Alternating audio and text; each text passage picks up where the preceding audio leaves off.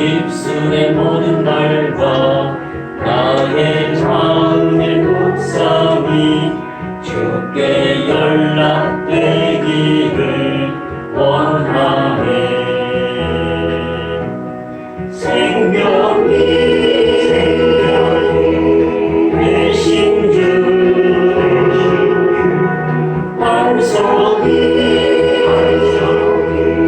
되신 주 나의 입술의 모든 말과 나의 마음의 묵상이 주께 연락되기를. 우리 1절 찬양 다시 한번 합니다. 나의 입술의 모든 말과 나의 마음의 묵상이 주께 연락되기를 원하네. 생명이 되신 주 반석이 되신 주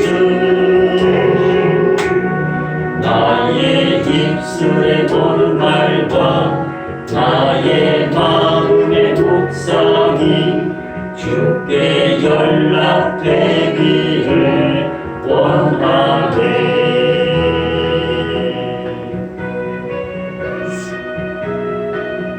이 절은 소망이 그리고 능력이 별표 처리되어 있잖아요. 생명이 대신에 소망이 그리고 반석이 대신에 능력이 바꿔버립니다. 나의 입술의 모든 말과 나의 마음의 묵상이 주께 연락되기를 원하네. 소망이 되신 주 능력이 되신 주 나의 입술의 모든 말과 나의 마음의 묵상이 주께 연락되기를 원하네.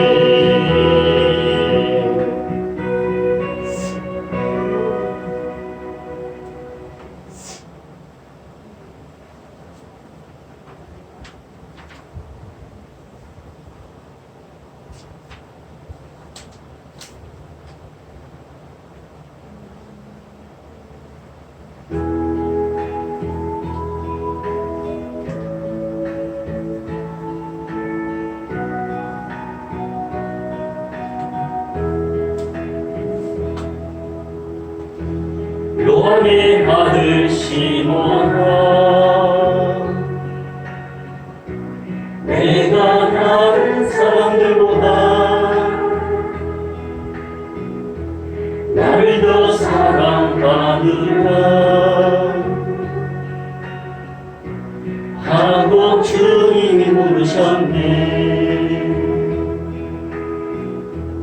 요한의 아들 시몬아, 내가 다른 사람들보다 나를 더 사랑하느냐 하고 주님이 물으셨네.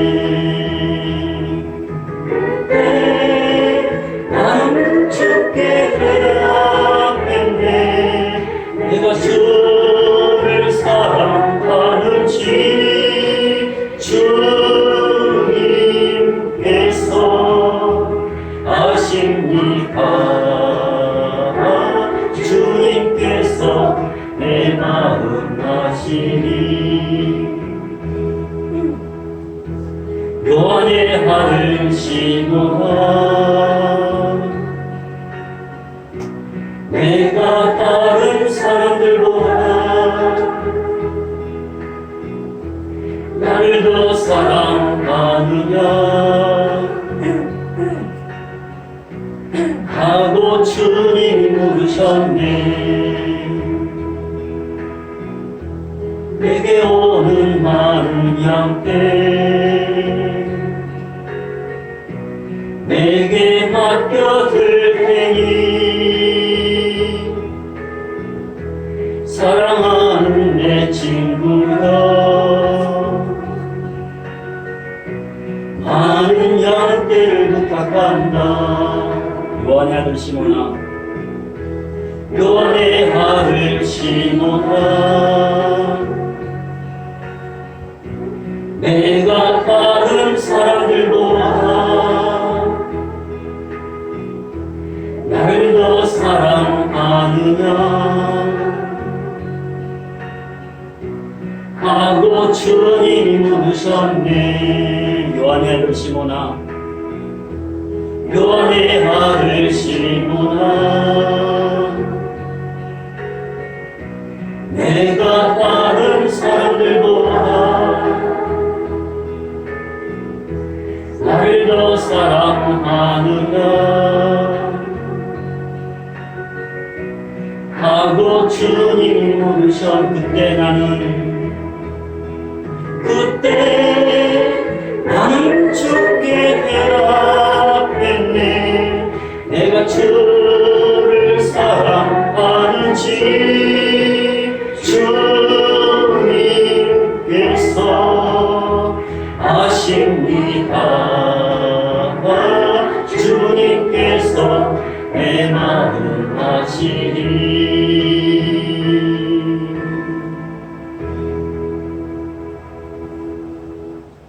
363장입니다. 내가 기쁜 유죄.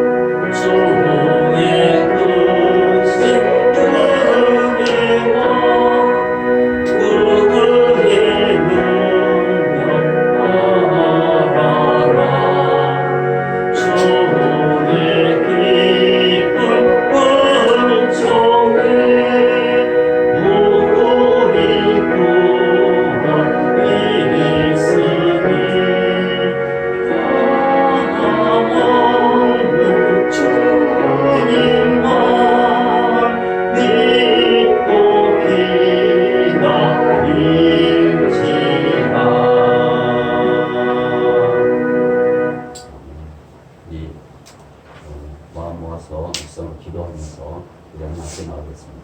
기도하겠습니다.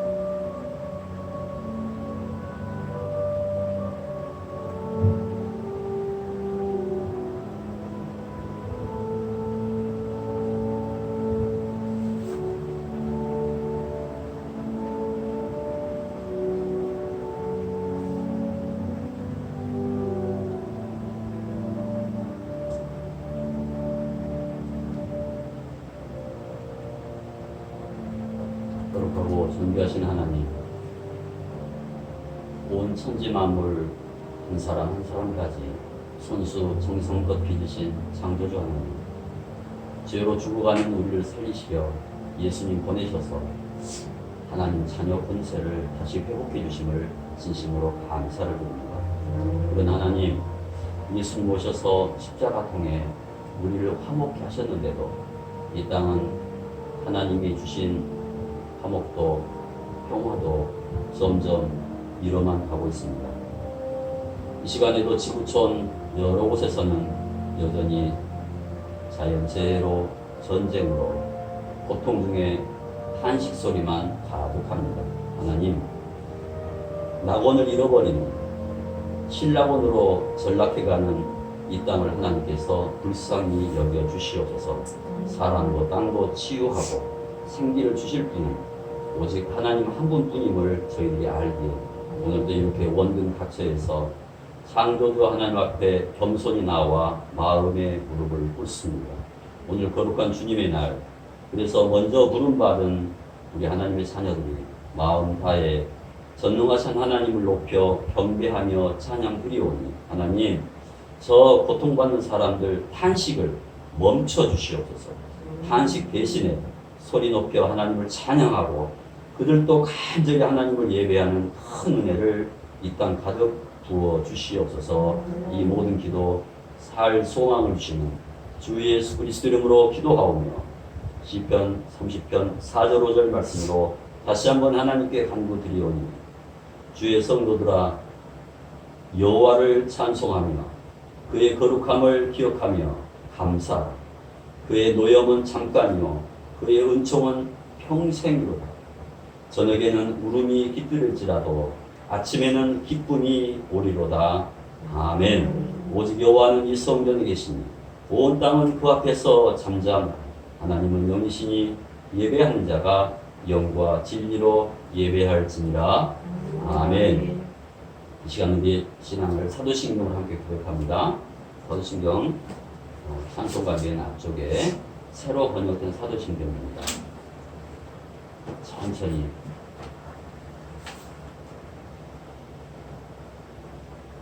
시작. 나는 전능하신 아버지 하나님 천지의 창조주를 믿습니다. 나는 그의 유일하신 아들 우리 주 예수 그리스도를 믿습니다.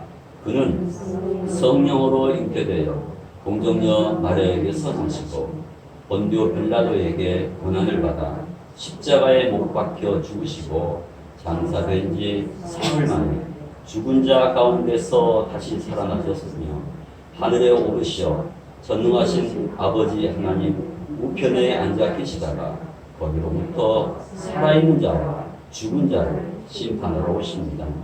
나는 성령을 믿으며 거룩한 공교회와 성도의 교제와 죄를 용서받는 것과 몸의 부활과 영생을 믿습니다. 아멘. 비난처 있습니다. 70장입니다.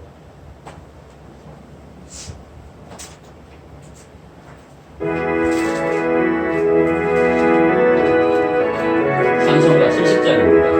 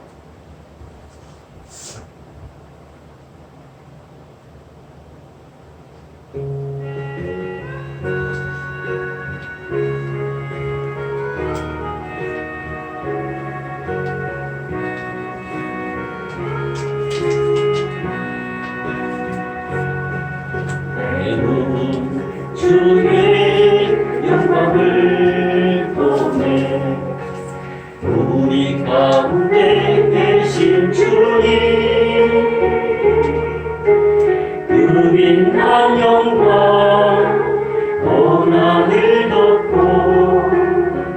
그 찬송 온 땅 가득해 내눈 주의 영광을 보네 찬송 가운데 서신 주님의 얼굴은 온 세상 평안을 원능의 발을 드셨네 주의 영광 이곳에 가득해 구인선에 주님과 함께 찬양하며 우리는 전진하리 모든 열방 죽을 때까지 하늘 아버지 우리 새롭게 하사 열방 중에서 주를 섬기게 하소서 모든 나라 일어나 찬송 부르며 열방 주님을 보게 하소서 주의 영광 이곳에 가득해 구인선에 주님과 함께 찬양하며 우리는 전진하리 모든 열방 죽을 때까지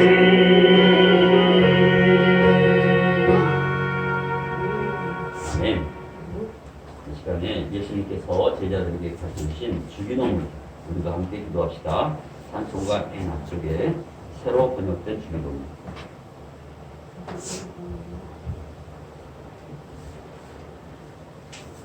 시작. 하늘에 계신 우리 아버지, 아버지의 이름을 거룩하게 하시며 아버지의 나라가 오게 하시며 아버지의 뜻이 하늘에서와 같이 땅에서도 이루어지게 하소서. 오늘 우리에게 일용할 양식을 주시고 우리가 우리에게 잘못한 사람을 용서하여 준 것 같이 우리 죄를 용서하여 주시고 우리를 시험에 빠지지 않게 하시고 악에서 구하소서. 나라와 권능과 영광은 영원히 아버지의 것입니다. 아멘.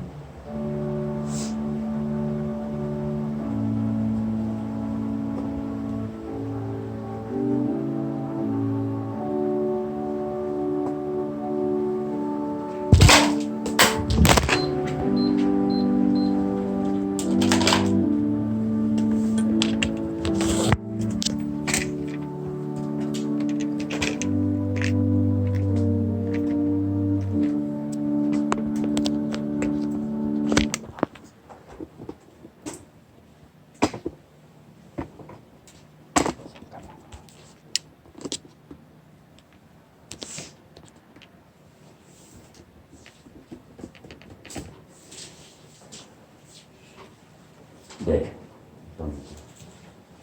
오늘 갑자기 이제 또 새 얼굴도 또 보이고 좋습니다. 먼저 우리 이수아 집사님 아들 서은이 거의 3년, 4년 만에 이렇게 갑자기 등장해서 깜짝 놀랐습니다. 저렇게 든든하게 잘 자랐습니다. 이렇게 찾아오고 또 참 주소도 모를 텐데 그래서 이사 온 지 얼마 안 됐는데 기억하고 찾아왔다는 것은 그동안에 생각했다는 것이고 그 생각이 기도였다는 것으로 알고 있습니다. 그래서 너무 감사하고 우리 서은 귀한 아들 미래를 위해서 현재와 미래를 위해서 또 우리가 마음을 품고 기도해 가는 일들이 되면 좋겠습니다. 아울러서 우리 또 코로나 이전에 우리 김신덕 우리 누님께서 오셨던 것 같은데 또 몇 년 만에 또 방문을 했어요. 그래서 지금까지 저희 위해서 뭐 말로 다 설명 못합니다. 우리 누님 예배 전에도 말씀 잠깐 나눴는데 저 어렸을 때 오보셨어요. 기억나는데 업고 안고 막 그랬습니다. 그리고 20살 이후부터 한 40년 동안을 항상 제 주변에서 늘 챙겨주시고 기도해 주시고 그런 것이 그러려니 그렇게 못하겠어요. 그럴 수도 있다라고 생각 못하겠습니다. 이거는 사람의 마음도 아니고 하나님이 주신 마음이고 천사라는 생각이 많이 들어요. 요즘에 갈수록 바라기는 염려 근심 다 이렇게 내려놓고 건강하고 평안한 미래를 맞이할 수 있도록 행복한 미래가 될 수 있도록 함께 기도해 주시기 바랍니다. 우리 두 분 위해서 우리가 환영의 박수 해주면 좋겠습니다. 박수. 감사합니다. 네. 저는 이제 과학을 전공했기 때문에 뭐 뉴스를 보더라도 요즘에 기후 변화에 대해서 자주 봅니다. 바닷물의 온도가 높아졌습니다. 이건 굉장히 중요한 의미입니다. 몇 년 만에 바닷물의 온도가 올해가 제일 높아요. 그 말은 이제 엘니뇨 현상이 나타난다 그런 의미예요. 바닷물이 높다는 것은 그 말은 무슨 말이냐면 전 세계적으로 폭염, 태풍, 장마, 또 한쪽에서는 극심한 가뭄 이렇게 기후 변화가 예전보다도 사실 작년 재작년에는 힘들었잖아요. 근데 더 힘든 그런 상황들이 앞으로 펼쳐질 가능성이 매우 높다. 그렇게 전문가들은 말들을 하고 있습니다. 우리가 사는 이 땅도 예외가 아닙니다. 산면이 바다로 둘러싸여 있기 때문에 더 크게 영향을 받습니다. 그렇지만 우리는 두려워만 하지 말고 걱정만 하지 말고 지혜롭게 잘 극복해 갈 수 있도록 우리가 노력을 해야 됩니다. 여러 가지 이제 건강에 대해서들 많이 생각들 하시죠, 여러분들도. 그래서 또 예배 전에도 이야기를 나왔지만은 우리가 이제 냉풍기 에어컨을 막 쓰잖아요. 근데 저희가 교회 밖에 사람들 만나보게 되면 막 더우면은 그냥 확 틀어내고 22도, 21도까지 막 내려요. 그러면 막 춥죠. 그러면 저는 그 안에 못 들어갑니다. 너무 추워갑니다. 그리고 이제 막 춥잖아요, 겨울에. 그러면 또 뜨겁게 해놔요. 26도, 27도. 또 저는 거기에 못 들어갑니다. 무슨 말이냐면은 기후가 변하고 세상이 살기는 힘들었지만은 그거를 천천히 적응시켜야 됩니다. 내 피부나 내 몸을 주변 환경에 천천히 적응시키고 한기가 넘는다? 그러면 이제 에어컨도 켜고 온풍기도 켜고 이렇게 해서 조금씩 이렇게 적응을 해야지 극심한 폭염이나 극강 추위나 그럴 때 우리가 잘 이겨낼 수가 있지. 처음부터 이렇게 그렇게 하면은 안 되겠다는 그런 생각들이 많이 듭니다. 코로나도 그렇지만은 면역력이 중요했죠, 우리가. 그리고 마찬가지로 우리 기후 변화도 마찬가지로 그 적응력이 굉장히 중요하다는 걸 알고 특히 어린아이가 있는 집안에서는요, 에어컨을 그렇게 너무 낮추면은 어른은 괜찮을지 몰라도 아이들한테는 치명타입니다. 감기를 끊임없이 물고 살아요, 여름 내내. 그렇기 때문에 우리 손주들을 주변에 있으면은 꼭 이야기를 하셔서 올여름 어쨌든 건강하게 잘 적응하면서 잘 이겨내는 우리 예랑의 모든 가족들, 자녀손들 다 되시길 바랍니다. 네. 175차 예랑 카타콤 예배는 6월 25일 다음 주일 오전 10시 50분 이곳 예랑 소소에서 주일 오전 예배로 드리겠습니다. 에벤슬 찬양은 연습해서 다음에 하나님께 올리겠습니다. 오늘 하나님께서 저희들에게 주시는 말씀은 사도행전 4장 5절부터 12절까지입니다. 그리고 누가복음 12장 11절 12절입니다. 먼저 사도행전. 자꾸 앉을까요? 네? 괜찮아요. 눈이 안 좋으셔가지고. 사도행전 4장. 사도행전 4장 5절에서 12절까지. 천천히.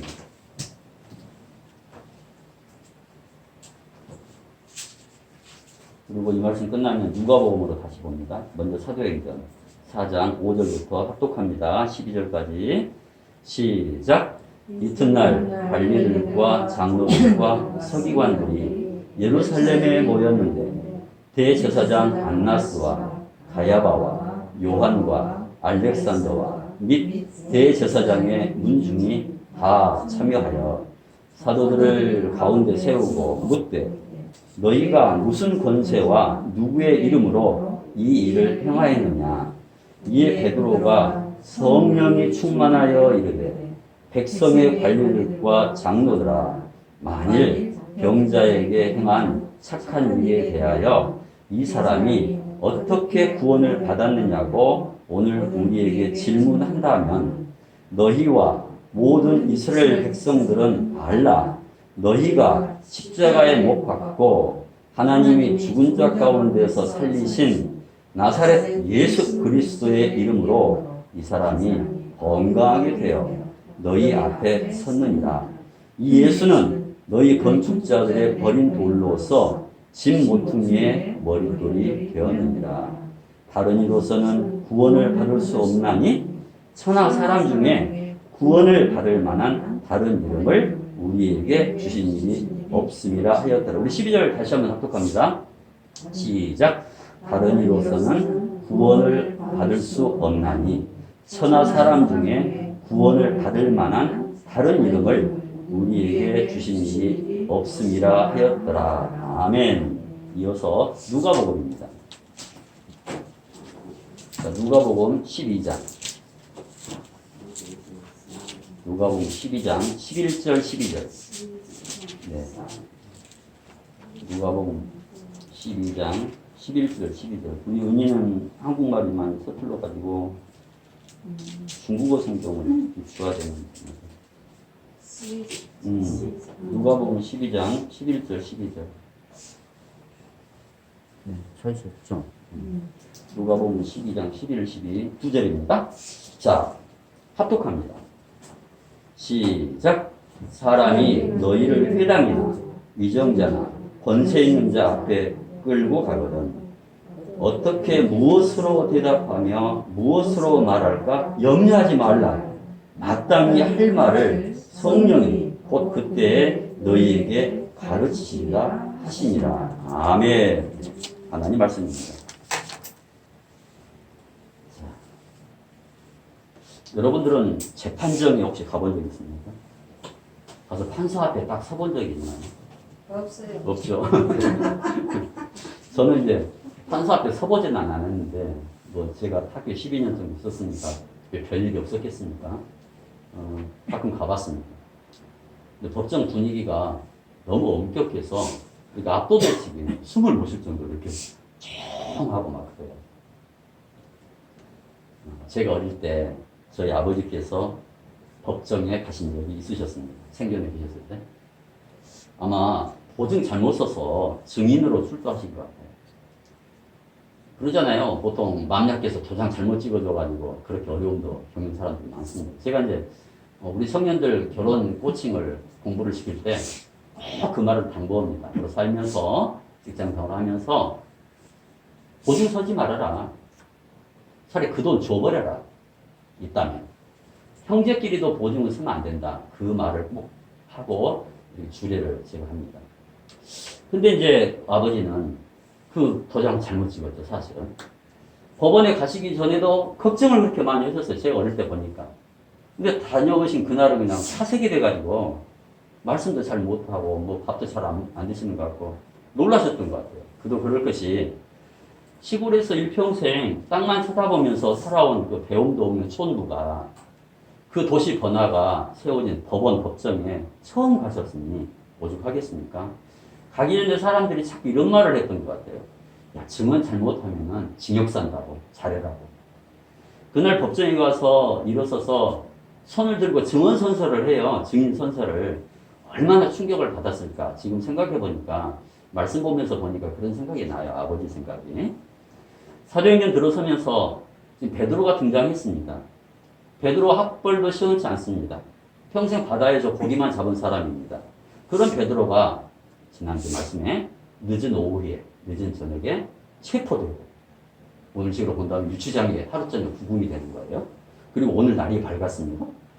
이제 베드로는 그 무섭고 차가운 법정에 딱 쓴 거예요. 누가 베드로 주변을 빙 둘러싸고 있는지는 지난 시간에 말씀드리게 읽었습니다. 사도행전 4장 1절, 5절, 6절입니다. 다시 한번 봅시다. 사도행전 4장 보겠습니다. 사도행전 4장, 누가복음 말고 사도행전 4장 1절, 5절, 6절. 사도들이 네. 네, 됐습니다. 네. 제가 읽을게요. 같이 읽읍시다. 시작. 사도들이 백성에게 말할 때 제사장들과 성전 맡은 자와 사두개인들이 이르러 이튿날 관리들과 장로들과 서기관들이 예루살렘에 모였는데 6절 시작. 대제사장 안나스와 가야바와 요한과 알렉산더와 및 대제사장의 문중이 다 참여했다 그랬습니다. 자, 지금 여러 사람들이 나와 있는데요. 지금 한두 사람이 아니죠. 이 사람들은 어떤 사람들이냐면은 당시 유대에서 학식이 제일 높은 사람들이고 권력도 있는 사람들이고 부유층이고 유명한 사람들이에요. 이 잘난 사람들이 베드로 못 배운 베드로 요한을 빙둘러 섰어요. 그때 베드로가 어떤 심정이었을까? 그래서 이제 아버지 생각이 난 거죠. 아버지가 갔다 와서 이런 말씀한 거예요. 무슨 말씀이냐면, 야, 까만 옷을 치렁치렁 입고 나와 그 사람들 앞에 있으니까 그냥 무섭게 보이더라는 거예요, 그 사람들이. 아버지 표현으로 그래요. 다리가 떨리고 입이 바짝바짝 타더라는 겁니다. 여러분, 여유롭고 잘 배운 사람들은요, 참 편안하게 말로 참 잘합니다. 질문을 할 때도 핵심을 딱 찔러서 참 잘해요. 베드로를 향해서 그날 질문을 하는데 송곳처럼 찌릅니다. 자, 사도행전 4장 7절 보십시오. 사도행전 4장 7절 합독합니다. 시작. 사도들을 가운데 세우고 묻되 너희가 무슨 권세와 누구의 이름으로 이 일을 행하였느냐. 자, 야, 니 무슨 누구 뺑 믿고 그래? 그랬어. 그 말이에요. 이렇게 베드로에게 첫 재판, 첫 신문이 시작돼요. 그런데 이런 질문은요, 어디서 많이 들어본 것 같아요. 이미 예수님이 공생의 기간에도 예수님도 그런 소리 들으셨어요. 한번 보십시오. 누가복음 20장 화면 보십시오. 20장 1절 2절. 하루는 시작.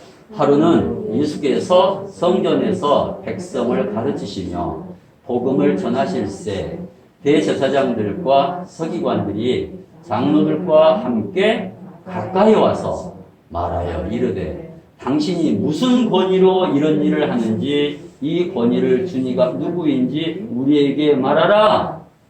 예수님이 능력 베풀고 예수님이 설교하시고 그러는데 네가 무슨 권위로 이런 일을 하느냐 이렇게 주변 사람들이 물어보는 거예요.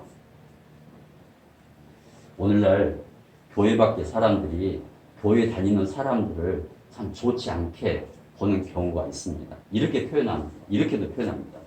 아니 지들끼리 잘 믿으면 되지 왜 나한테 교회 가라고 그래? 이런 말을 해요. 너무 참견한다는 거죠. 특히 오늘날은 개인주의가 이렇게 막 심하잖아요. 교회가 욕먹기 딱 좋아요. 지나치게 그 사람들한테 가서 막 이렇게 시시콜콜 참견하는 것도 덕이 안 됩니다. 근데 하나님 자녀들이 교회 밖에서 생활하다 보면은 눈에 띄는 것이 참 많아요. 그 사람에 대해서. 그리고 무관하게 살기가 쉽지 않습니다. 왜냐면은 원래 교인이 참견 잘하는 성격이어서가 아니에요. 남의 일, 요즘 날도 덥고 내 몸 동아리도 힘든데 남의 일 뭐 하려고 참견하겠어요. 귀찮은데. 근데 주변을 보면은 안타까운 마음이 들 때가 있습니다. 여러분도 경험했는지 모르겠어요. 아, 저렇게 살면 안 되는데. 저 사람 그러면 미래가 좀 힘들 텐데. 저 사람이 그냥 편안하게 예수 믿으면 얼마나 좋을까. 수십 년 전만 해도 그런 마음으로 교인이 이웃에게 접근을 하면은요, 그때는 크게 거절하지도 않고 막 욕하지도 않았습니다. 목사님이 그렇게 시켜요. 야, 가서 이렇게 전도를 하라고. 근데 요즘은 안 그래요. 요즘은요, 조심스럽게 그 사람을 접근하지 않으면은요, 새끼당하고 낭패를 봅니다. 그러면은 이제 귀찮죠? 싫죠? 그럼 이렇게 생각해요. 에이, 돼지 코에 근본이지. 좋은 이야기 해봤자, 좋은 줄이나 알겠어? 막 그런 식으로 생각하기도 하거든요. 자, 그러면, 에이, 욕만 먹으니까, 너는 너, 나는 나대로 살 거야. 이대로 살지 뭐. 여러분, 이런 모습도요, 그거 하나님이 싫어하세요. 그래서 요즘은, 이래야 할 것 같습니다. 이제 제 경험상. 내 주변에 어떤 사람들이 있다면은요, 처음부터 다짜고짜 막 달려 들어가가지고 열정적으로 이렇게 막, 이렇게 하면 안 돼요. 요즘은 그러면은 열이면 열 다 불쾌합니다. 또 더 멀어져 버립니다. 매스컴이 그 방송이 다 그렇게 만들어 놔버려요. 기독교에 대해서, 교회에 대해서. 먼저 잘 살펴야 돼요. 그가 어떤 성향인지, 나이는 또 남자인지 여자인지, 직업은 뭔지, 어느 정도 배웠는지, 어디 동네 살지? 그 사람은? 뭐가 관심이 있을까? 이걸 생각을 해요. 가족들은 어떻고, 혼인은 했는지, 자녀는 어떤지, 심지어 저 사람은 좌파인지 우파인지 그것도 알아야 돼요. 이단이 그런 걸 너무너무 잘합니다. 이단은요, 이거 노트에다 한 사람에 대해서 빼곡하게 적어놨어요. 사실 어떻게 보면은, 우리가 좀 배워야 될지 우리는 너무 그렇게 많잖아요. 그렇다고 해서, 막, 꼬치꼬치 호구조사라는 게 아닙니다. 그냥 자연스럽게 딱 그 수준까지만. 그리고 알고, 그리고 하나님께 그 영혼을 위해서 간절히 기도하면은요, 하나님이 가장 좋은, 적절한, 편안한 방식을 알려줘요. 조급하지 않게. 그렇게 그에게 꼭 맞는 그런 방식들을 찾아서 입술로, 또 손발로, 또 예수님의 심정으로 어떻게든 그렇게 주님의 향기를 드러내는 지혜가 이 시대에 꼭 필요해요. 자, 다른 사람, 다른 영혼에 대해서 안타까운 마음이 들 때가 있어요. 여러분, 이런 마음은 잘 안 생겨요. 돕고 싶은 마음도 있고, 챙겨주고 싶고, 먹여주고 싶고, 인력으로 안 돼요. 이거 왜 그러냐면요. 이것은 억지로 시켜도 안 돼요, 이것은. 하나님이 주신 마음입니다, 이것은. 그래서 참견하고 싶고요. 알려주고 싶고, 안달입니다. 결국 교회 다니는 사람들은요, 오해를 받을 수밖에 없어요. 오지랖 넓다고. 말 많은 사람들이라고. 지하가림도 못하면서 남의 일 참견한다고. 이런 오명을 쓰게 된 거예요, 교회가. 근데 보십시오. 그런 오지랖 넓은 마음이요. 그렇게 귀찮고 부정적으로 보이지만은 120년 전을 생각해보면 저 지구 반대편 호쟁이들, 그 호쟁이들이 이 조선 땅 가난하고 병에 걸려 죽고 평균 나이가 40, 50대면 다 죽어요. 그때는 뭐 환갑 이것은요 동네에서 몇 사람 없어요. 환갑까지 가는 경우는. 이런 조선 땅에 와가지고 복음을 전하고 병원을 세우고 학교를 짓고 교회들 여기저기 세워져서 소망 없이 살던 수많은 조선 사람들 육체도 낫게 되고 이렇게 잘 살게 되고 영혼도 구원받아 왔음을 누구도 부인 못. 왜 그래요? 오지랖 때문에. 그 사람도 오지랖 때문에. 2000년 전 초대교회가 그랬습니다. 오늘 사도행전 4장 말씀, 당시 유대사회에서 그 유명한 기라성 같은 실력자들이 베드로에게 막 캐물어요. 도대체 네가 뭔 근세로 그지래? 누구 이름으로 병 낫게 해? 왜 그래? 왜 사람들 모이게 해서 설교를 해? 네가 뭔 병 믿고? 그날 베드로에게 질문을 퍼붓고 있는 이 사람들이 누군지 아십니까? 아까 우리가 사도행전 1장 1절 4절 5절 읽었던 그 사람들이 누군지 아세요? 바로 2달 전 예수님을 십자가에 달아서 무참히 죽였던 사람들이 이 사람들이. 그런 종교 지도자들이 베드로를 딱 체포해가지고 제자라고 체포해서 이렇게 신문을 해요. 그런데 오늘 초점을 볼 것은 이 베드로가 다리가 후들거리지 않았습니다. 그랬는데도. 지금부터 베드로 입에서 쏟아진 증언을 우리가 볼 건데요. 베드로는 막 입이 타거나 횡설수설하지 않았습니다. 송곳 같은 질문이지만 송곳처럼 대답합니다. 저는 베드로 증언을 이 말씀 통해 읽으면서 제 마음이 얼마나 시원해 통쾌했습니다. 이렇게 저 날카로운 질문을 이렇게 대답을 하네? 그날 법정 분위기 생각하면서 사도행전 4장 우리가 읽었지만은 7절부터 10절까지 우리가 합독합니다. 사도행전 4장 7절부터 10절까지 사도들을 가운데 세우고 묻되 너희가 무슨 권세와 누구의 이름으로 이 일을 행하였느냐. 이에 베드로가 성령이 충만하여 이르되 백성의 관리들과 장로들아 만일 병자에게 행한 착한 일에 대하여 이 사람이 어떻게 구원을 받았느냐고 오늘 우리에게 질문한다면 너희와 모든 이스라엘 백성들은 알라. 너희가 십자가에 못 박고 하나님이 죽은 자 가운데서 살리신 나사렛 예수 그리스도의 이름으로 이 사람이 건강하게 되어 너희 앞에 섰느니라. 그렇게 말해요. 오늘 베드로의 첫 증언을 듣는 우리는 그냥 시원하죠. 근데 당시에 이 첫 증언을 직접 듣고 있는 종교 지도자들은 놀랍니다. 아니 어떻게 이 사람이 이렇게 차분하지? 어떻게 이렇게 논리적이지? 어디서 배웠을까? 이 학식이 없는 무식쟁이라는 거 천하가 다 아는데 알 수 없는 일이 지금 재판장에서 벌어지고 있습니다. 사도행전을 누가 기록했냐면 누가가 기록했어요. 이 누가는 베드로가 이렇게까지 용기 있고 이렇게까지 차분하게 증언할 수 있는 그 힘의 근원을 8절에다가 살짝 기록해 놨습니다. 뭐라고 기록해 놨냐면 베드로가 성령이 충만해서 증언했다고 했어요. 자, 지난 시간에 읽었던 말씀인데 다시 한번 읽겠습니다. 자, 마태복음 화면 봅니다. 10장 19절 20절 봅니다. 19절 너희를 시작. 너희를 넘겨줄 때 어떻게 또는 무엇을 말할까 염려하지 말라. 그때 너희에게 할 말을 주시리니 말하는 이는 너희가 아니라 너희 속에서 말씀하시는 이 곧 너희 아버지의 누구라고요? 성령님이 말하게 한다는 거예요. 그러니까 우리가 좀 오지랖이 넓게 하는 것은 누구 때문에 그래요? 하나님의 성령님이 그렇게 시키는 거예요. 성령님이 이렇게 갑자기 임했던 아니면은 예고한 대로 임했던 그건 문제가 아니죠. 예수님께서 하셨던 말 저렇게 말씀하셨어요. 저 말씀 누가 들었냐면은 제자들이 다 들었거든요. 그걸 기억한 거예요. 이 베드로가 성령님이 도와주실 것이다. 그렇기 때문에 용기가 생긴 거예요. 그래서 여러분 오늘 우리들이 평소에 예수님 말씀을 듣는 것이 굉장히 중요합니다. 어떤 어려운 상황이 생겨요. 인생을 살다 보면은 저 낭떠러지로 떨어질 지경까지 가요. 근데 그때 내 생각만으로 그 위험 순간을 대응하게 되면은요, 허둥지둥합니다.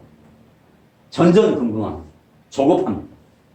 그러나 어떤 돌발 상황이 어려운 일이 갑작스럽게 닥쳤을 때 그 순간에 하나님의 말씀이 기억나고 예수님이라면 이 경우에 어떻게 하셨을까? 이걸 생각하게 되면은요, 그런 마음이 들기 시작하면은 그때부터는 내 계획이 아니라 나를 짓누르던 두려움은 점점 옅어지게 되고요.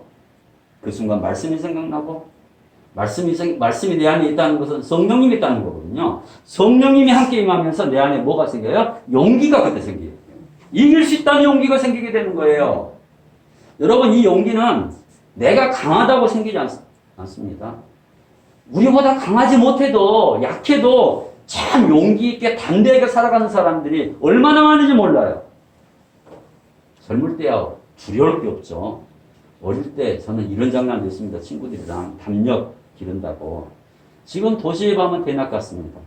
그때는 시골 그 길이라는 것은 캄캄해요. 그냥 한치 앞을 못 볼 정도로 친구들끼리 길에도 모여요. 밤에 서로. 저희 집은 이제 아시겠지만 산 밑에 살았어요. 산 밑에. 그래서 산에 가자는 거예요. 거기에 묘지도 있습니다. 그 묘지를 갔다 오라. 한 사람씩 보내는 거예요. 그런 장난을 담력 기른다고. 그런 장난을 쳤어요. 여러분, 그런다고 용기 생기고 담력 길어집니까? 안 길어져요. 성경에서 말하는 용기는요, 담력은요, 그렇게 막 훈련해서 길러지는 게 아닙니다. 이 성경에서 말하는 담력은 하나님이 주시는 담력, 용기예요. 말씀을 통해서, 성령님을 통해서. 여러분, 위험이 앞에 있는데 아무것도 모르고 덤비는 것은요, 그 용기가 아니에요. 그 무모함이 밀어내요. 무모함은 어리석습니다. 위험한 일에 대해서는 두려워할 줄도 아는 사람이 진정한 용기를 지닌 사람이에요. 그 사람은 지혜롭습니다.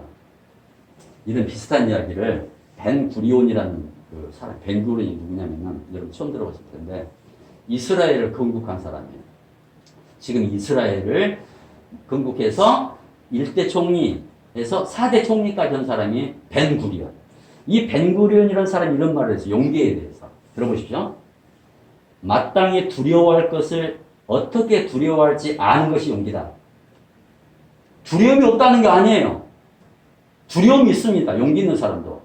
마땅히 두려워할 것을 어떻게 두려워하는지 아는 경우이다.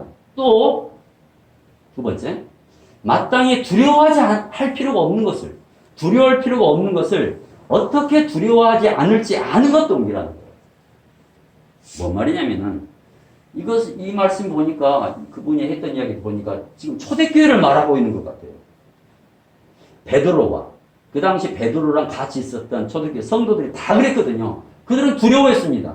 그들은 누구를 두려워했냐면은 오직 한 분 하나님만 두려워한 거예요. 그리고 그들은 두려워하지 않았습니다. 하나님 이외의 것들은 어떤 것도 두려워하지 않았습니다. 그들은 두려워해야 할 것을 어떻게 두려워하는지를 알았고요. 두려워하지 말 것을 어떻게 두려워하지 않고 담대하게 돌파해 나가는지 다 알았어요.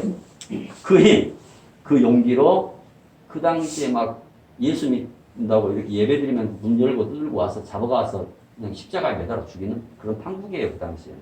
그런데도 그 시절에도 복음을 담대하게 선포하면서 초대교회를 지난 2000년 동안 이렇게 이어왔던 것입니다. 그렇다면 우리는, 여러분들은 뭘 두려워합니까? 그리고 뭘 두려워하지 않습니까? 이번 한 주간 그런 질문을 한번 해봤으면 좋겠어요. 나에게 두려운 것이 뭘까? 그들처럼 하나님 한 분만 나도 두려워할까? 나는 뭘 두려워하는가? 나는 무엇을 두려워하지 않는가? 두려워하지 말 것을 어떻게 두려워하지 않을지를 예수님이 다 가르쳐 주셨어요. 베드로가 배운 거예요. 그 예수님의 말씀을 가슴에 새긴 거예요. 자, 누가복음 12장 아까 읽었지만 다시 화면 봅니다. 12장 11절 12절 사람이 시작 사람이 너희를 회당이나 위정자나 권세 있는 자 앞에 끌고 가거든 어떻게 무엇으로 대답하며 무엇으로 말할까 염려하지 말라. 12절 시작 마땅히 할 말을 성령이 곧 그때에 너희에게 가르치시리라 하십니다. 아멘. 오늘 말씀 사도행전 4장 7절에서 종교 지도자들 질문의 핵심은 야 너희 말이야 너 말이야 베드로 너 말이야 누구 뺑 믿고 그렇게 설쳐? 그 뜻이거든요. 이때 베드로가 입을 여는데요. 지금부터 베드로 이야기를 들어보면요. 본물 쏟아지듯 할 겁니다. 유창하게 능력 있게 전해요. 베드로 증언의 핵심은요. 다른 것 뭐 구구절절 막 미사여고 써서 말하잖아요. 베드로는 딱 하나만 이야기합니다. 예수 그리스도. 베드로의 그 일어나 걸으라고 하는 그런 나사렛 예수 그리스도 이름을 선포하면서 베드로가 성전 미문에 그 안전병을 이렇게 세웠잖아요. 베드로가 기적을 일으켰어도 기적이 베드로의 목적이 아니에요. 베드로가 설교해서 3,000명, 5,000명이 막 모였잖아요, 지금. 3,000명, 5,000명 회개했어도 그 성도들, 그 숫자가 목적이 아니에요. 그것들은 도구였습니다. 어떤 도구요? 기적도, 설교도, 회중도. 예수님을 선포하는, 예수님을 전하는 거룩한 도구로 사용했어요. 그것이 끝이었습니다. 베드로가 재판받으면서 전한 예수님. 어떤 예수님입니까? 세 가지 모습이에요. 예수님이 어떤 분인지 8절부터 12절까지 합독합니다. 8절, 이에. 사도행전 4장 8절, 이에 시작. 이에 베드로가 성령에 충만하여 이르되 백성의 관리들과 장로들아 만일 병자에게 행한 착한 일에 대하여 이 사람이 어떻게 구원을 받았느냐고 오늘 우리에게 질문한다면 너희와 모든 이스라엘 백성들은 알라. 너희가 십자가에 못 박고 하나님이 죽은 자 가운데서 살리신 나사렛 예수 그리스도의 이름으로 이 사람이 건강하게 되어 너희 앞에 섰느니라. 11절 시작. 이 예수는 너희 건축자들의 버린 돌로서 집 모퉁이의 머릿돌이 되었니라. 12절 시작. 다른 이로서는 구원을 받을 수 없나니 천하 사람 중에 구원을 받을 만한 다른 이름을 우리에게 주신 일이 없으리라 하였더라. 그날 베드로는 죄인 취급받고 있습니다. 그날 베드로에게 어떤 판결이 내려질지 아무도 모릅니다. 사형 그러면 십자가형 받아야 돼요. 그날. 자기 코도 석자예요. 그런데 이렇게 담대하게 선포합니다. 이제부터 한 절 한 절 볼 텐데요. 베드로가 절박한 심정으로 우리 10절 말씀 다시 봅니다. 10절 너희와 시작. 너희와 모든 이스라엘 백성들은 알라. 너희가 십자가에 못 박고 하나님이 죽은 자 가운데서 살리신 나사렛 예수 그리스도 이름으로 이 사람이 건강하게 되어 너희 앞에 서는. 내가 고친 게 아니다. 누가 고쳤다고요? 예수 그리스도가 고쳤다. 예수님 어떤 분입니까? 십자가에 못 박혀 죽으시고 다시 살아나셨다. 이 말씀은요, 복음서에서도 예수님이 너무 많이 말씀하셨어요. 우리도 잘 알아요. 예수님이 십자가에 못 박혀 죽으시고 부활하셨다는 우리가 이거 모릅니까? 아니, 죽음과 부활 다 아는데 한두 번 말씀하면 됐지. 왜 이렇게 반복하고 또 반복할까? 우리도 많이 들었는데, 근데 단순히 앵무새처럼 반복만 하는 게 아니에요. 반복하는 이유가 있어요. 똑같은 말씀을 구약부터 신약까지 여러 번 반복하는 이유가 있습니다. 왜냐하면 진리니까.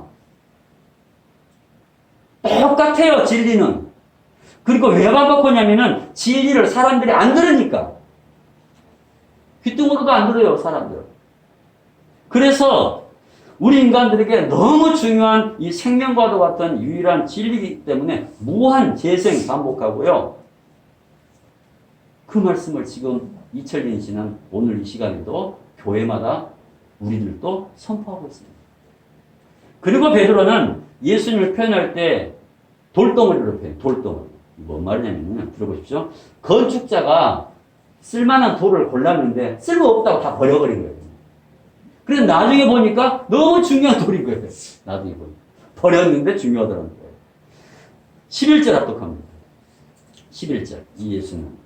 시작. 이 예수는 너희 건축자들의 버린 돌로서 진 모퉁이의 머릿돌이 되었느니라. 야, 자, 이 말씀은요, 베드로가 처음 한 말은 아니에요. 구약부터 자주 등장했던 말씀입니다. 시편 118편에서도 인용됐어요. 자, 시편 118편 22절 맨 위에 봅시다. 시작. 건축자가 버린 돌이 진 모퉁이의 머릿돌이 되었나니. 그렇죠. 그리고 예수님이 또 누가복음과 마태복음에서도 인용을 했어요. 한번 읽어봅시다. 그래도. 자, 누가복음 20장 17절 시작. 그들을 보시며 이르시되 그러면 기록된 바 건축자들의 버린 돌이 모퉁이의 머릿돌이 되었느니라 하니. 예수님이 말씀하셨어요. 시편 말씀을 인용했어요. 다시 마태복음 20장 42절 시작. 예수께서 이르시되 너희가 성경에 건축자들이 버린 돌이 모퉁이의 머릿돌이 되었나니 이것은 주로 말미암아 되는 것이요 우리 눈에 기이하다 함을 읽어본 일이 없느냐. 자, 사도 바울도 이렇게 인용합니다. 에베소 2장 20절 시작. 너희는 사도들과 선지자들의 터 위에 세우심을 입은 자라. 그리스도 예수께서 친히 모퉁이 돌이 되셨느니라. 베드로가 사도행전에서 인용했지만은요, 다음에 베드로 전서 2장을 보면 또 한 번 반복하더라고요. 자, 베드로전서 2장 7절 시작. 그러므로 믿는 너희에게는 보배이나 믿지 아니하는 자에게는 건축자들이 버린 그 돌이 모퉁이의 머리. 중요하다.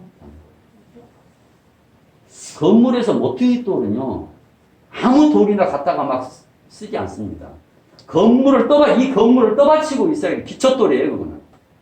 건물이 무너지지 않고 꿋꿋하게 견뎌야 되기 때문에 아주 크고 단단하고 반듯한 돌을 사용하는 거예요. 근데 사람들은 그 돌이 모퉁이 돌이라고 중요한 돌이라고 처음부터 생각하지 않네요. 흔한 돌 중에 하나라고 생각합니다. 내다 버려요. 하찮다고. 좋은 돌인 것은 분명한데 지금은 쓸모없다고 생각합니다. 왜냐하면 내가 지금 생각하는 그 기대가 아니니까 버려요. 유대인들이 처음부터 예수님을 처음부터 버린 건 아니었어요. 처음에 환영했어요. 왜 그런지 아십니까? 400년 동안 기다려온 예수님이었습니다. 메시아. 예수님 3년 공생이 다 마치고 마지막 주간 한번 생각 한번 해보십시오. 이제 낙이 타고, 어린 낙이 새끼 타고 예루살렘 성에 입성할 때. 그날 분위기 생각날 겁니다. 예수님 막 푸대접했습니까? 아니요. 호산나 다윗의 자손이요. 그날 6월절에 모였던 수만 명 사람들이 막 이렇게 종려나무까지 흔들면서 환영을 했죠. 우리를 구원해달라고. 우리를 살려달라고. 그런데요, 이상하게 그 한 주간 시간이 흐르면서 그 뜨거웠던 환영이 점점 식어져 가고 나중에 싸늘하게 돼요. 그때 금요일 아침에는요, 그 환영했던 사람들이 말을 바꿔버려요. 십자가에 못 박으라고. 죽이라고. 이유는 단 하나예요. 좋은 돌인 줄은 알겠는데 우리가 원하는 돌이 아닌 거예요. 지난 3년 예수님 능력을 다 봤습니다. 500의 기적이 일으켜서 얼마나 많은 사람들이 이게 5,000명, 몇만 명이 배불리 먹었습니까? 병자들이 벌떡벌떡 일어나고 말씀 전하고 그 능력을 보면서 그 유대인들은 이제 우리가 살았다. 예수님에게서 예수님을 왕으로 세우려고 했어요. 정치적인 왕이에요. 그들이 원했던 게. 우리 왜냐면은 우리가 일본 일제시대 때 일본한테 이렇게 당했듯이 로마한테 당하고 있거든요. 로마로부터 독립시켜. 저 정도 능력이면은 로마하고 물리칠 거야. 너무 지금 배고프거든요. 그 나라가. 우리를 빵을 먹여줬잖아요. 경제 성장을 일으킬 거야. 저 대통령을 세우면은, 저 왕을 세우면은, 예수라는 왕을 세우면. 그런데 이렇게 예수님이 힘없이 죽어가니, 다 포기하듯이 죽어가니, 배반감이 든 거예요. 배반감이 미운 마음으로 돌고요. 결국 죽이려는 마음까지 들어서 실제로 죽여버린 거죠. 아시는 것처럼 예수님이 이 땅에 오신 것은 로마로부터 독립시켜서 이 사람들을 막 큰 나라 만들려고, 왕 되려고 온 게 아니에요. 하나님 나라 왕이 되려고. 그동안 인간이 원했던 왕과 예수님이 목적했던 왕의 모습이 달라요. 서로 달라요. 처음에는 왕 하니까 주님 하니까 비슷한 것 같죠? 마지막에 갈라졌습니다. 고난주간에 다 폭로됩니다. 서로의 마음이. 위기 순간 되면은요, 여러분, 위기 순간이 되면은요, 다 드러나요. 다 드러납니다. 한국 교회가 반토막이 났어요. 코로나 가면 입술고 딱 지나가니까 딱 반토막이 된 거예요. 다 마지막 시대 되면은요, 다 드러나게 될 것입니다.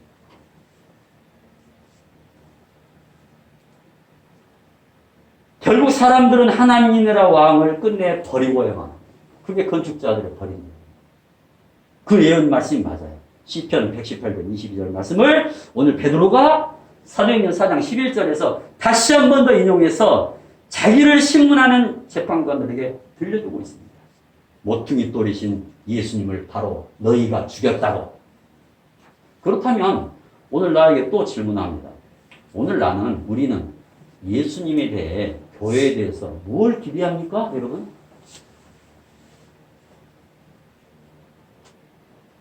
이 땅을 다스릴 화려한 백마를 탄 멋지고 화려한 왕을 기대합니까? 이단 교주들이 그래요.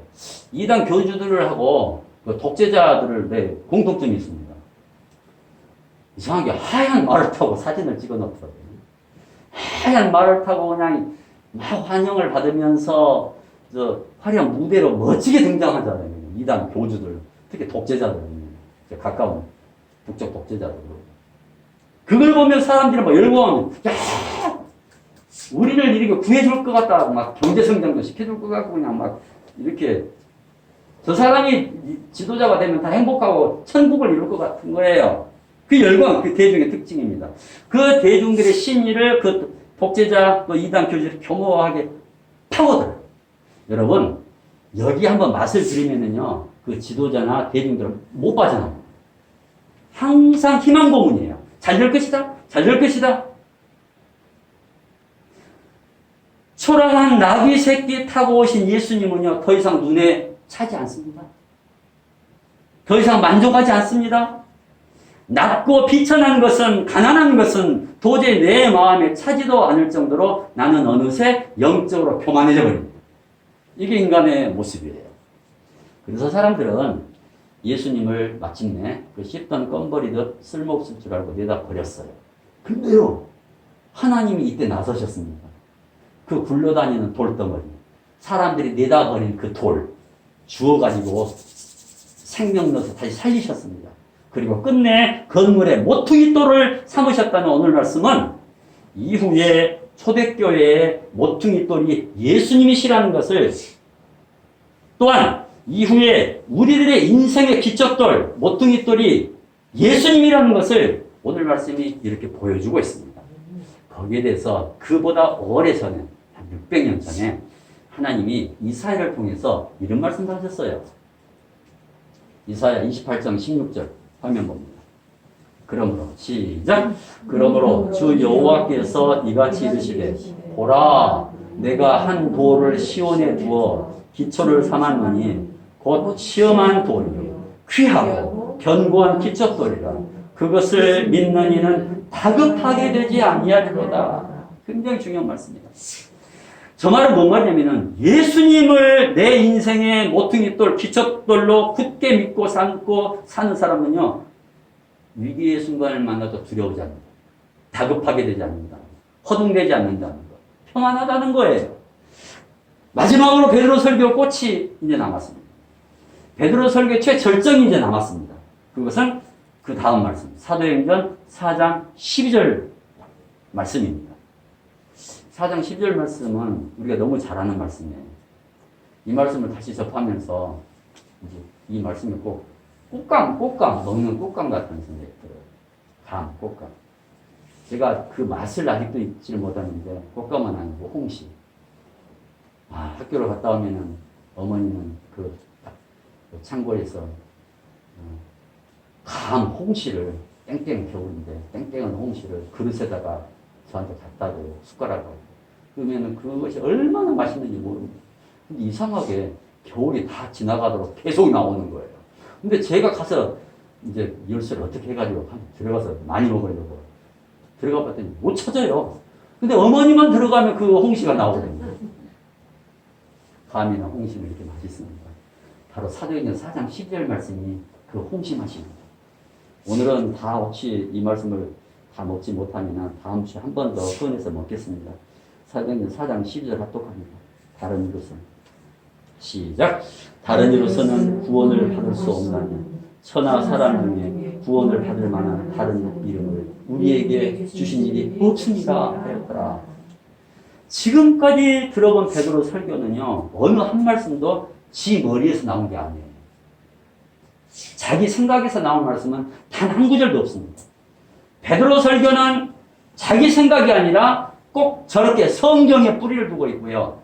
베드로 설교는 지난 3년 예수님으로 함께 지냈을 때 예수님이 들려주셨던 말씀을 어떻게든지 기억해내고 그 말씀을 선포합니다.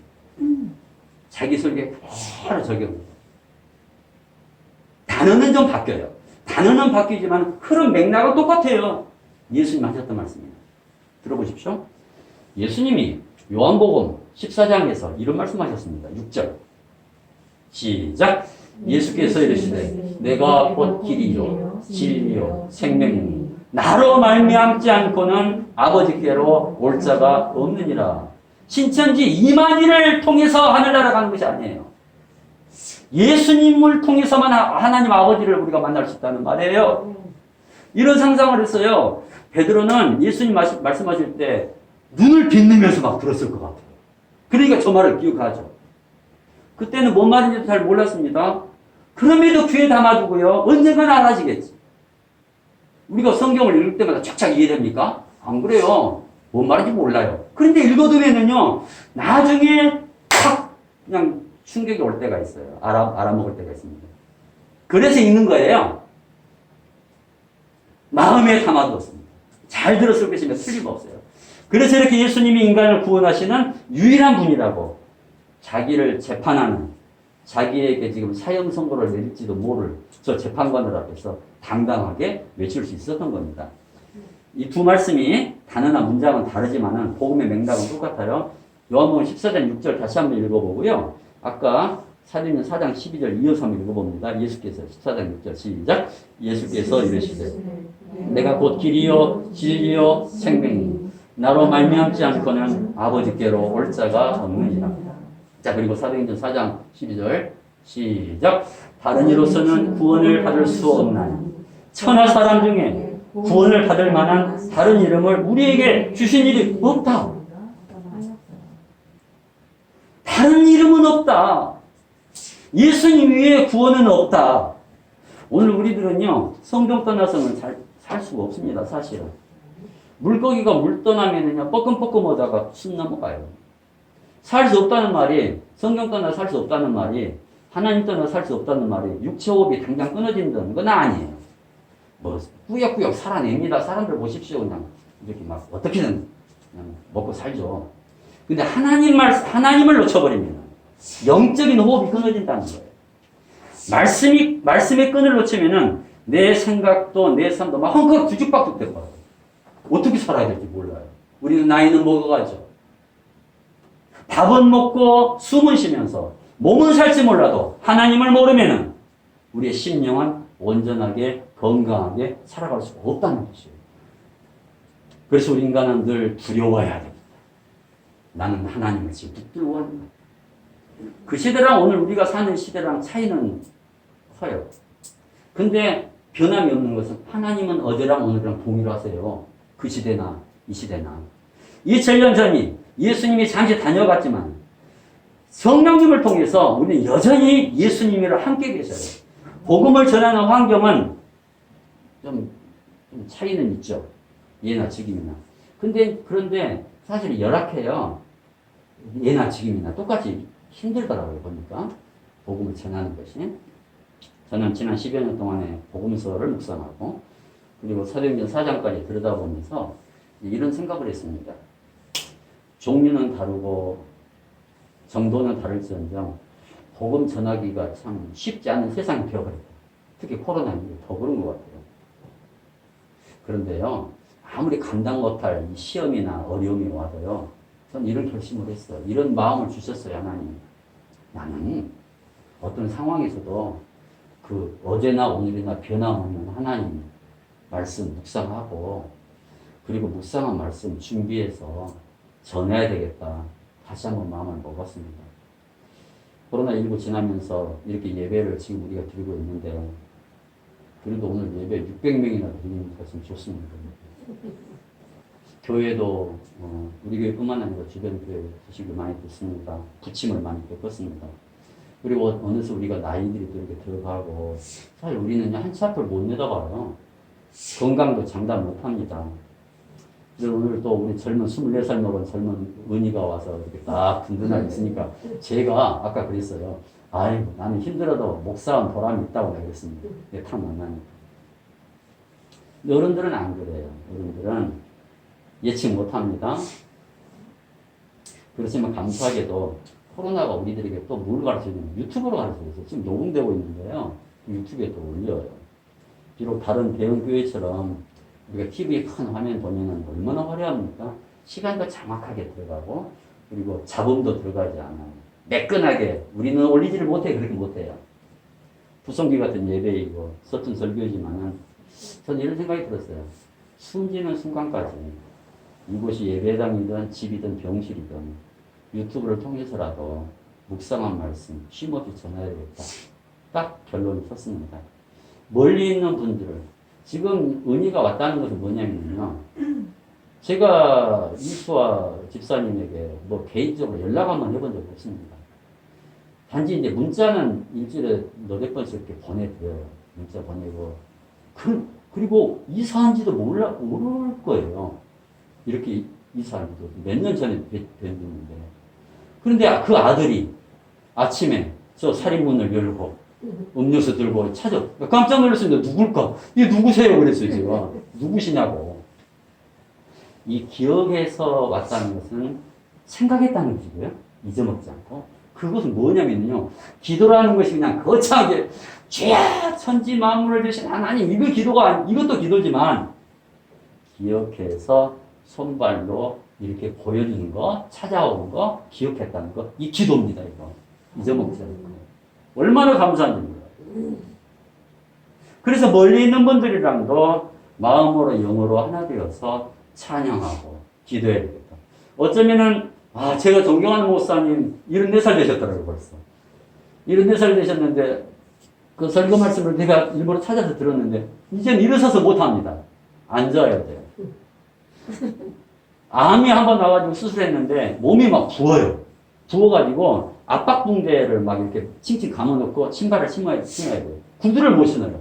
양복을 입으셨는데, 구두를 못 신고, 운동화 신고, 이렇게 설교를 이렇게 하시더라고요. 마지막 순간까지. 또 어떤 분에게 지난주에 전화를 이렇게 받았어요. 아, 그 자기는 은퇴할 때가 이제 되고 이제 힘없어서 못하겠네. 그러지 말라고. 당신이 그동안 쌓아왔던 삶의 경륜, 당신이 그동안 성경을 연구했던 그 경력, 이것들을 모아서 늙었어도 유튜브가 있으니까 꼭 말씀을 전하시라고. 내가 그렇게 말씀드렸다니까요, 그분에게. 얼마나 좋은 세상이 돼버렸어요. 그렇게 제가 마음을 다 잡게 해준 인물이 누구냐면 사도행전 딱 들어서 베드로예요. 요한의 아들 시몬아, 네가 나를 사랑하느냐? 그 질문 사랑한다고 했던 그 베드로. 초대교회 상황 패턴을 생각해 봅니다. 저희만 하겠습니까? 오늘날 아무리 열악한 교회, 우리보다 더 못해요. 그 당시는. 우리가 훨씬 나아요. 50년 전, 100년 전 목회자들 지금보다 더 못했어요. 그래서 그때는 어떻게 했냐면은 그 사람들 먹을 게 없으니까 성도들이, 저도 그런 적이 있습니다. 봉투에다가 쌀을 가지고 교회를 가요. 그러면 교회 들어가기 전에 큰 통이 있어요. 그럼 그 통에다 다 부어요. 이렇게. 이만 그 성도들이 모은 그 성미를 목사님 그걸로 이제 먹고 남으면 또 나눠주고 이렇게 지냈다니까요. 이렇게.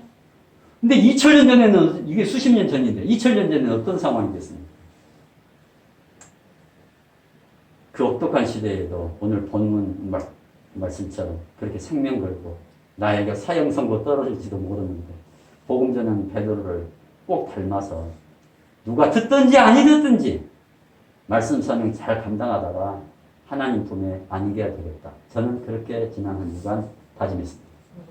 내 생각이 아니라 베드로처럼 성경에 뿌리를 두고, 그래서 오늘 베드로가 성경에 깊이 뿌리를 두고 예수님 말씀에 깊이 뿌리를 두는 것처럼 오늘 나도 그렇게 사는가? 설교자인 나도 그렇게 말씀을 전하는가?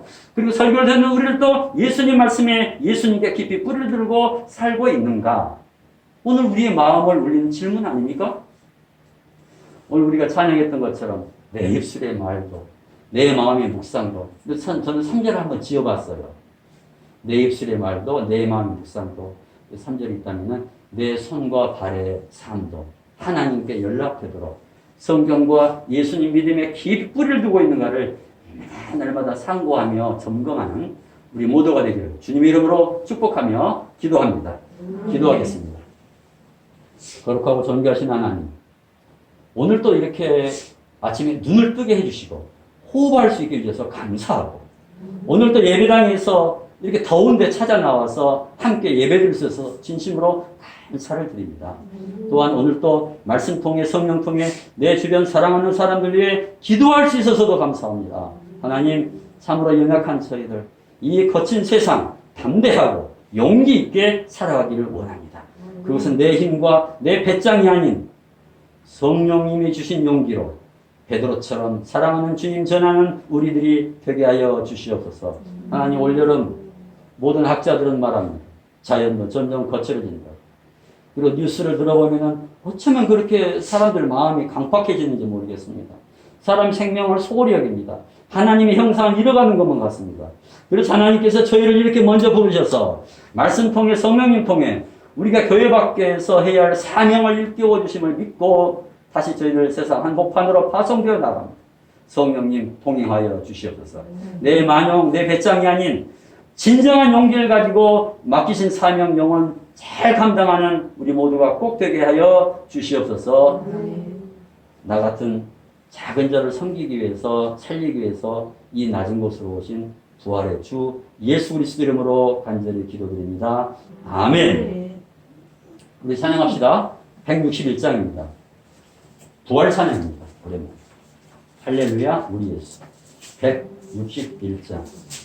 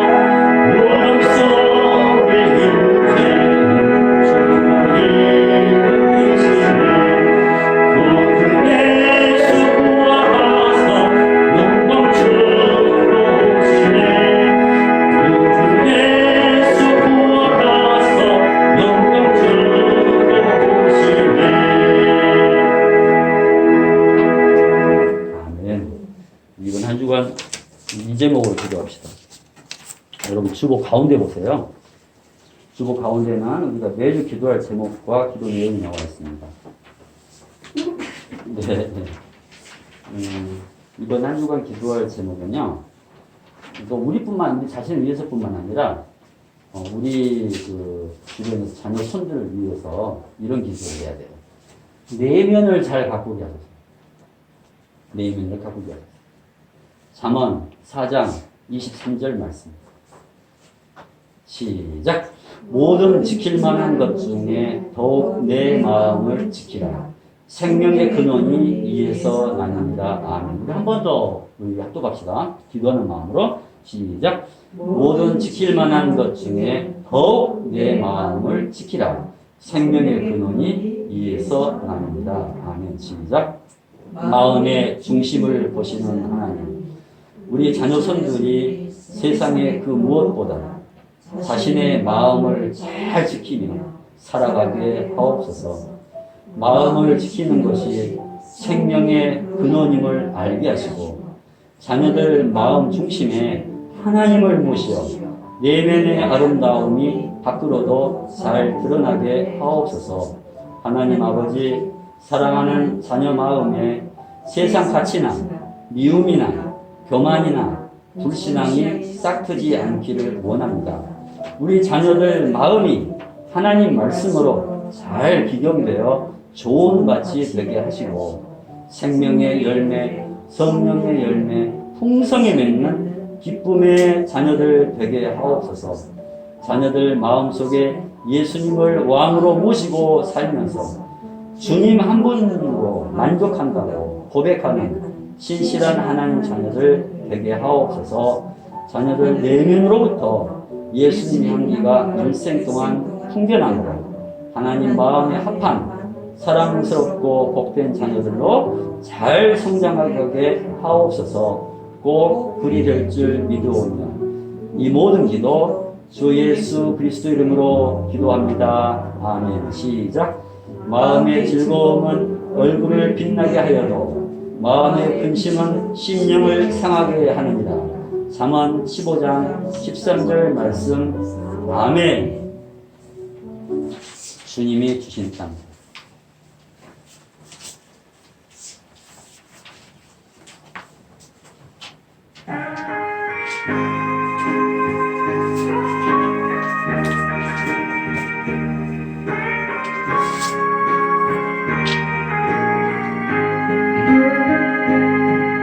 주님이 주신 땅으로 한 걸음씩 나아갈 때에 수많은 적들과 견고한 성이 나를 두렵게 하지만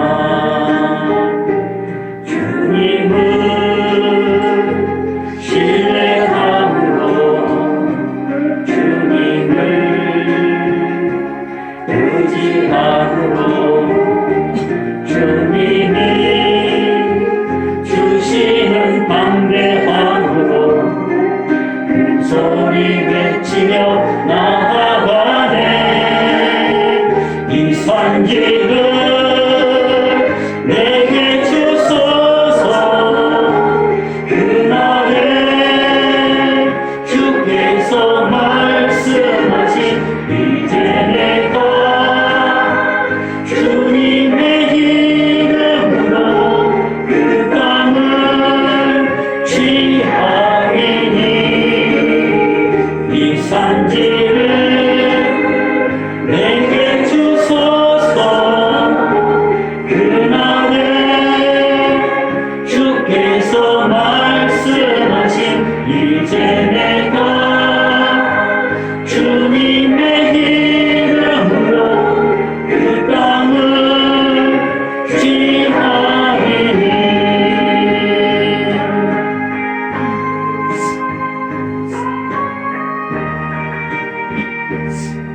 우리가 기도하는 마음으로 다시 한번 찬양합시다. 주님이 주신 땅으로 이렇게 나갑시다. 주님이 주신 땅으로 한 걸음씩 나아갈 때에 수많은 적들과 견고한 성이 나를 두렵게 하지만 주님을 신뢰함으로 주님을 의지함으로 주님이 주시는 담대함으로 큰 소리 외치며 나아가네 이 산지를 내게 주소서 그날에 주께서 말씀하신 이제 내가 주님의 이름으로 그 땅을 취하리니 이 산지를 내게 주소서 그날에 주께서 말씀하신 이제 내가 주님의 이름으로 그 땅을 취하리니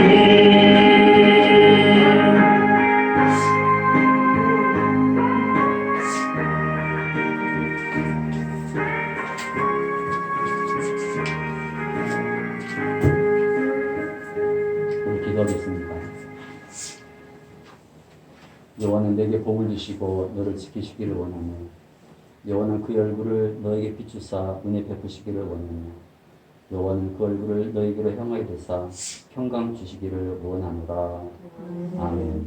이제는 우리 주 예수 그리스도의 크신 은혜와 하나님의 무한하신 한량없는 사랑하심과 성령님의 교통 교제 역사하심이 오늘 하나님께서 저에게 베푸르신 만나와 생수를 받아서 이제 세상 가운데 또 가정으로 일터로 달려나가는 예수님의 제자들인 오늘 예배는 예랑에 온 식구들 또한 유튜브로 이 예배를 함께 하고 있는 모든 사랑하는 예랑 가족들 하나님 선물로 우리 품에 안겨주신 귀한 자녀들 태중의 자녀 머리 위에 이제 우리가 만나게 될 고통 가운데 있는 몸도 마음도 상해 있는 모든 영혼들 위에 비록 올 올해 극심한 기후변화로 힘든 환경일 거라고 많이들 예고하지만 그럼에도 하나님의 돌보심 가운데 건강하게 잘 이겨낼 우리 예랑의 모든 가족들 특별히 어린 자녀선들 그 몸과 마음 건강에 또 이렇게 하나님의 귀한 아들 서은 지금까지 지난 4년 동안 잘 지켜주시고 이렇게 또 예배당에 찾아 나와서 함께 예배드린 귀한 아들 서은과 그 온 가족과 특별히 이수와 집사님 앞길 또한 수원에서 이 아침부터 이 더운데 찾아와서 목회자가 좀 돌아보고 또 이렇게 교회 와서 함께 예배드리고 있는 김순덕 하나님 사랑하는 딸과 그 가정과 그 모든 식솔들 위해 이제로부터 영원까지 함께 하시기를 간절히 축원하옵나이다. 아멘.